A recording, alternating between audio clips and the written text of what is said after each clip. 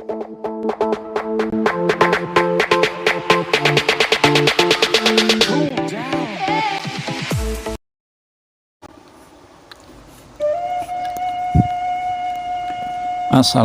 warahmatullahi wabarakatuh.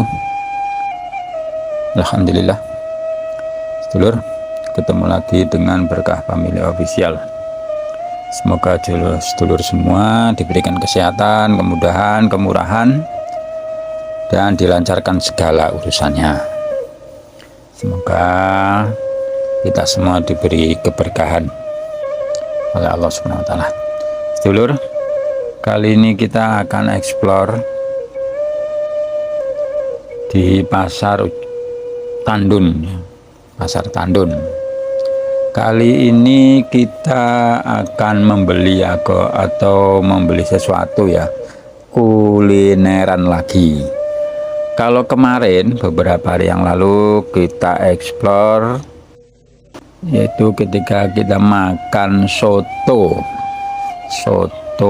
Medan. Kali ini kita akan makan soto, tapi bukan soto Medan. Kita akan makan soto Padang yang ada di pasar Tandun, karena kemarin juga kita menjanjikan akan mereview atau mengeksplor tentang soto Padang. Ketika kita eksplor tentang soto Medan, jadi kita kali ini makan soto Padang. Ini kita sudah sampai di tempatnya. Yang menjual ibu-ibu, seorang ibu dengan dibantu oleh rekannya juga anaknya. Kadang saya lihat juga bapaknya ikut bantu. Yang jualan soto Padang ini ada beberapa kuliner yang disajikan. Ada pecel, ada lontong, ada nasi, ada gorengan, juga es teh, ada es cendol, itu saya lihat. Soto tadi itu banyak, lumayan. Jadi kali ini kita cuma makan soto ya. Di dalam soto Padang ini itu ada perkedel kentangnya ya dalamnya itu. Di samping juga yang ada minyak, kemudian suiran ayam, kandung soto ayam. Ada itu tadi itu perkedel kentang. Ada apa lagi ya? Ya pelengkapnya lah. Cuman di sini tidak ada ini. Kalau di soto Padang yang pernah saya lihat itu, yang pernah saya cicipi itu ada potongan kecil-kecil daging yang digoreng. Jadi agak keras ya. Seperti kalau makan apa itu ada kelapa. Kalau di Jawa itu ada kelapa yang dipotong kecil-kecil, itu digoreng, itu agak keras. Ada itunya. Tapi yang di sini nggak ada. Nggak ada. Di dalam kuahnya terkadang ada tetelan daging itu ya, seger. Kuahnya bening ya, bening, berbeda dengan kuah soto Medan, bening. Jadi kita menikmati ini ya di pasar ini hari Rabu. Saya biasanya kalau makan di pasar hari Rabu karena dia agak lapang, agak sepi. Kalau hari Minggu itu wah padat, rame. Saya kok kurang nyaman gitu kalau rame-rame. Jadi yang jualan seorang ibu-ibu. Jadi sedulur, pernah itu mengenai ibu. Pernah seorang bertanya kepada Nabi Sallallahu Alaihi Wasallam.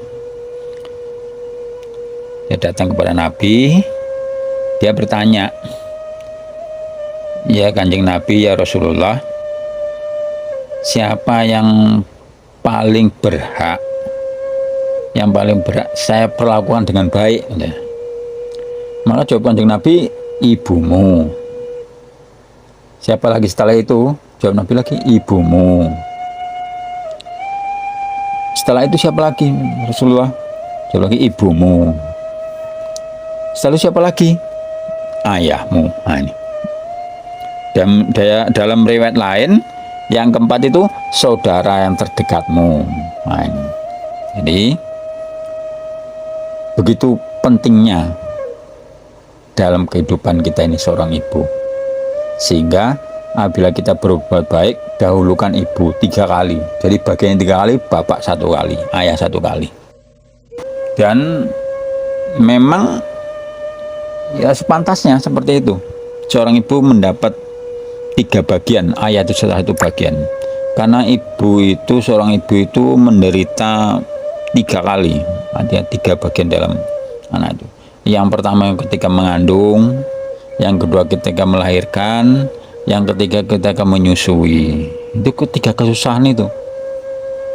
Ya kalau ayah apa? Mencari nafkah, itu saja. Nah, jadi ketiga kesusahan ibu terhadap anak, terhadap kita ini. Nah, maka dia sehingga 3 kali Rasulullah itu menyebutkan hak yang dia dapatkan dari seorang anak. Nah ini kalau ayah 1 ini. Jadi memang itu jelas bahwa itu ibu itu memerlukan kemurahan dan kedermawanan anak, karena dia seorang wanita. Jadi kalau kita tidak bisa berbuat baik kepada kedua orang tua, ya dahulukan apa yang kita mampu untuk ibu gitu. Kalau kita nggak bisa mampu, nggak bisa berbuat apa-apa, dahulukan ibu. Mulai berbuat baik kepada ibu, setelah itu kepada ayah, kemudian kepada saudara perempuan, kemudian kepada saudara lain yang terdekat, dan seterusnya, dan seterusnya. Dan jangan melupakan tetangga. Nah, ini. Jadi tetangga jangan kita lupakan. Tidak boleh kita lupakan tetangga. Pernah itu ada juga sahabat menanyakan hal ini seperti itu. Jadi ada beberapa orang memang menanyakan hal seperti itu dan jawabnya sama. Jawabnya sama. Seperti itu, ibu, pertama ibu, kedua ibu, ketiga ibu, keempat ayah. Yang riwayat lain kepada saudara terdekat. Ini. Ya. Kemudian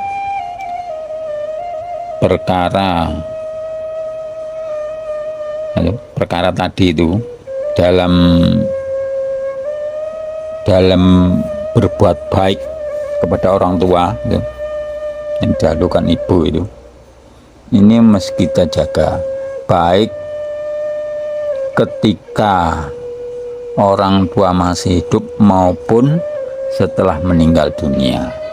Ini mesti kita berbuat baik.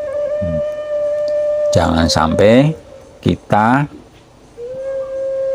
dicap atau digolongkan kepada menjadi orang yang durhaka, anak yang durhaka kepada kedua orang tua, kepada orang tua kita. Nah, ini. Jangan sampai.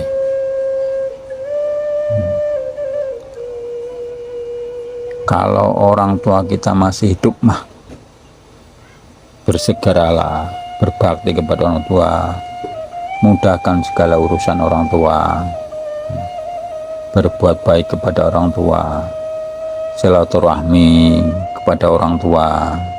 Ya kalau sekarang mungkin kondisinya jauh, ya menggunakan alat komunikasi, menggunakan HP. Nah ini terus gitu. Jangan sampai putus, jangan sampai ibu kita sakit hati karena kita, karena kesibukan kita, karena aktivitas kita, sehingga melupakan orang tua. Jangan sampai, harus kita jaga. Ini ketika masih hidup. Dan setelah meninggal kita tetap berbuat baik. Caranya bagaimana? Pertama ya doakan, kirim amalan atau bacakan Al-Fatihah dan lain sebagainya. Kemudian menyambung silaturahmi kepada kawan-kawan orang tua kita, ya kawan bapak kita. Misalnya orang ayah kita itu dia biasa bersilaturahmi atau bermain atau bergaul dengan temannya si A, maka kita sambung itu, kita sering-sering main di sana, seakan-akan kita menggantikannya. Nah, ini bentuk kita berbakti kepada orang tua kita. Jangan sampai lupa. Jangan sampai kita ketika orang tua kita masih hidup kita berbakti, setelah meninggal nggak berbakti. Ini bisa nanti diperhitungkan nanti di akhirat.